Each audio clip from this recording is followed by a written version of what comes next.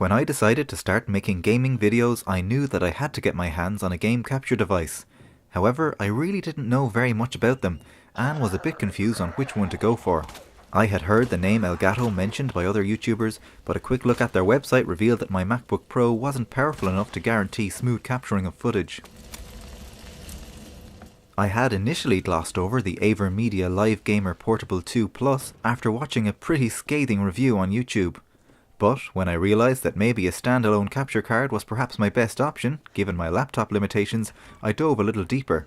Having conducted a little more research, I concluded that it was worth a gamble, and I can honestly say that I am thrilled with my purchase.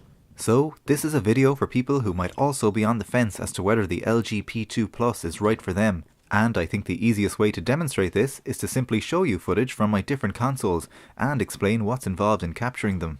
All footage shown was captured in PC free mode directly onto the microSD card inserted into the LGP2 Plus. However, I won't be covering PC capture mode or the party chat capturing functionality of the device, and I'll be using a few additional gizmos to capture footage from certain consoles. I'll include links in the description below on what I'm using and where I bought them from. So let's get things started, and we'll begin with the more straightforward consoles. Here's some footage of the Resident Evil 2 remake. To capture the console footage, you simply need to run the HDMI cable from the PS4 into the LGP2 Plus and run a second HDMI cable from the LGP2 Plus to your TV or monitor. One thing to note is that the PS4 console has HDCP encryption enabled by default. The LGP2 Plus will still allow pass-through of a signal carrying HDCP encryption, but it won't allow you to record the footage. Thankfully, Sony make this easy to get around by allowing you turn off HDC encryption in the settings. Here's some more PS4 footage. This is Assassin's Creed Syndicate.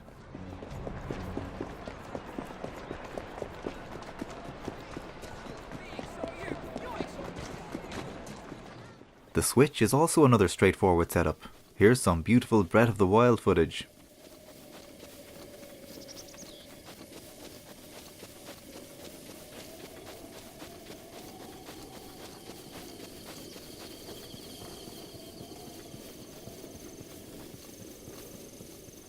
The Xbox 360 is another straightforward affair.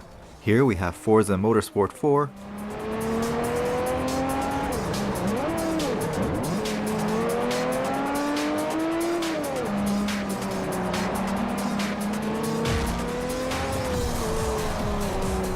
and here's some Skyrim.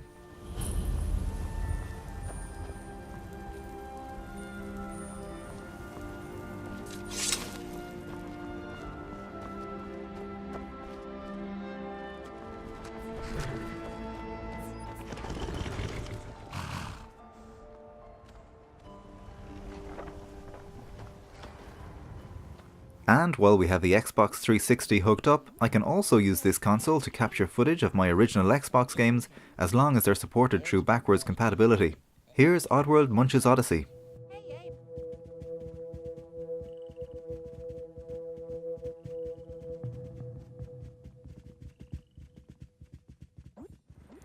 Similarly, I can use my Wii U to capture games for both the Wii U and Wii without any fuss. Here's Lego City Undercover for the Wii U.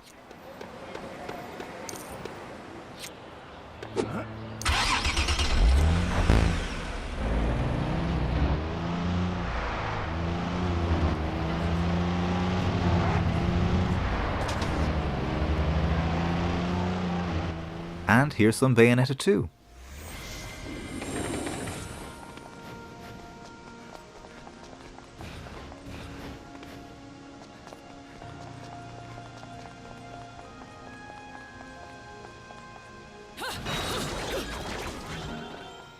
And here's some Super Mario Galaxy 2 for Wii running on the Wii U.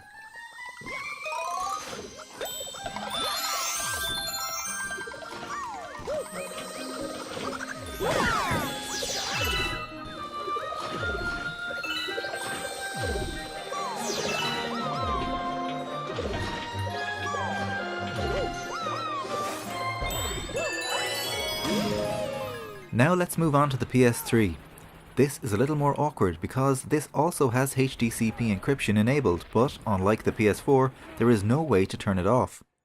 So to get around this, you'll need to find a HDMI splitter that essentially strips out the HDCP encryption as it passes through the signal. Not all HDMI splitters will do this, and it's kind of pot luck as to which ones do and which ones don't, so you'll have to do a bit of research before you buy. What this means for setup is that you'll be running your PS3's HDMI cable into the splitter and then running another HDMI cable between the splitter and the LGP2 Plus. This is Uncharted 2 Among Thieves. He's here somewhere. Keep your eyes open.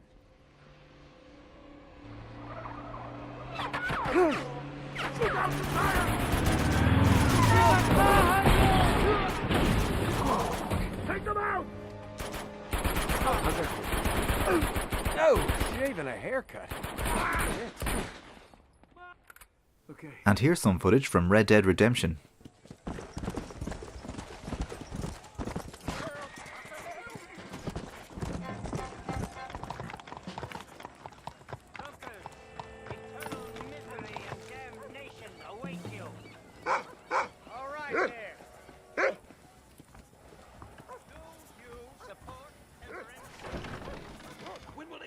While I've got my PS3 hooked up, I can again make use of backwards compatibility to capture footage of my PS1 games.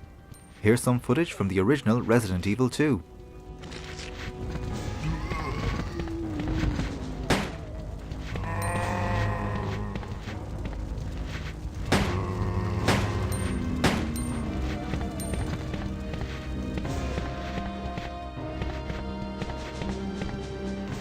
And here's Siphon Filter 2.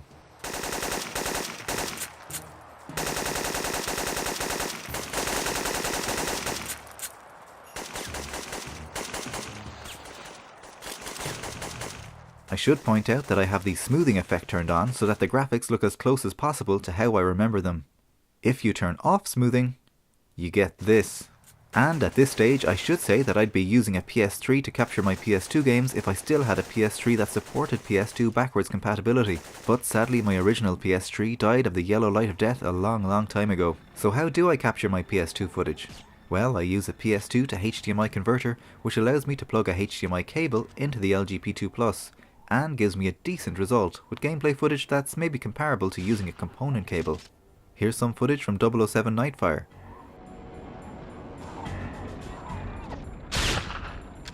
And here's me exploring Liberty City in GTA 3.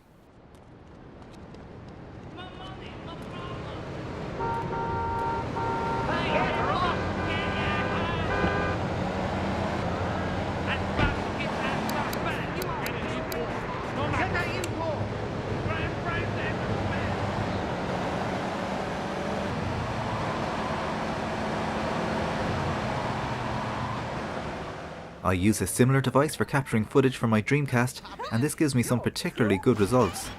Here's Crazy Taxi. Here we go. Oh, that hurt! Pay more attention now! Oh, baby! Oh, that was too dangerous! Careful! It's your lucky day. Didn't expect Yes, to get the here so best. fast! And here's Soul Calibur.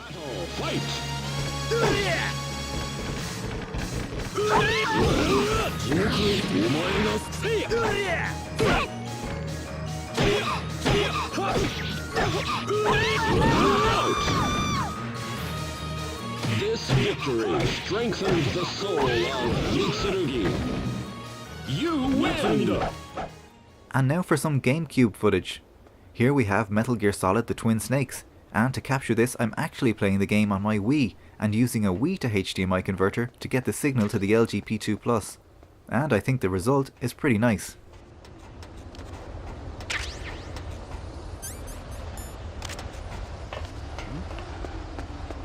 Is there somebody there? A surveillance camera.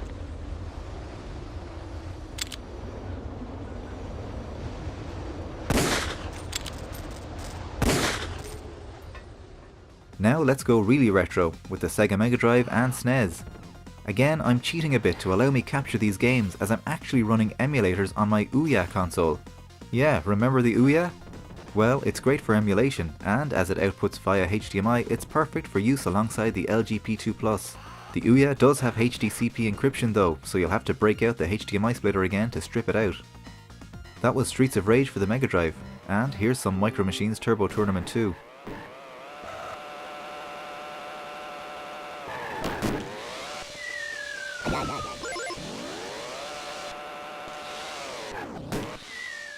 Over to SNES now, and here's some Super Mario World. Of course there's more emulators on the Ouya and unlimited games for them, but for the purpose of my channel I'll be limiting the games and consoles covered to ones I actually have in my collection. And now last, and indeed least, the N64. I've tried lots of things to get this console to look halfway decent on a HD TV, and short of actually soldering a HDMI out to the motherboard, I haven't had any luck whatsoever. As for capturing it, the best I've come up with is using an AV to HDMI converter, but the results are pretty underwhelming. This is GoldenEye 64.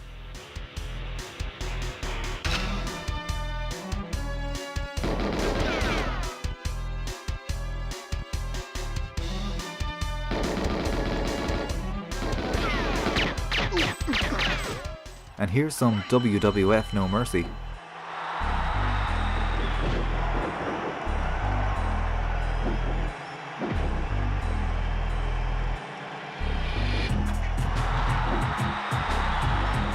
And maybe you're thinking, why don't I just use the N64 emulator on Ouya instead? Well, for one, I find N64 emulation to be kind of hit and miss, especially on Ouya.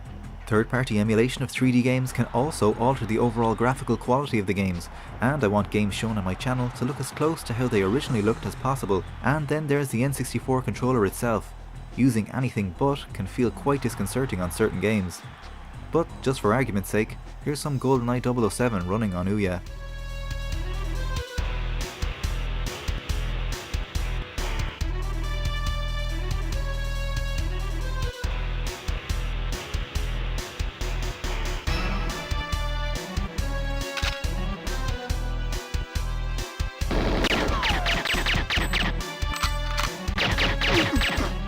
So that's it. Games for 14 different consoles captured on the LGP2 Plus in a variety of different ways in PC free mode. One thing to note is that for some of the older consoles, you'll need to do some resizing of the footage in your editing software to get them to display in full screen and at the proper proportions. I really hope this video helped. If the Live Gamer Portable 2 Plus is something you've been considering, please remember to like and subscribe, and I'll be back next week with another video from the Random Game Room.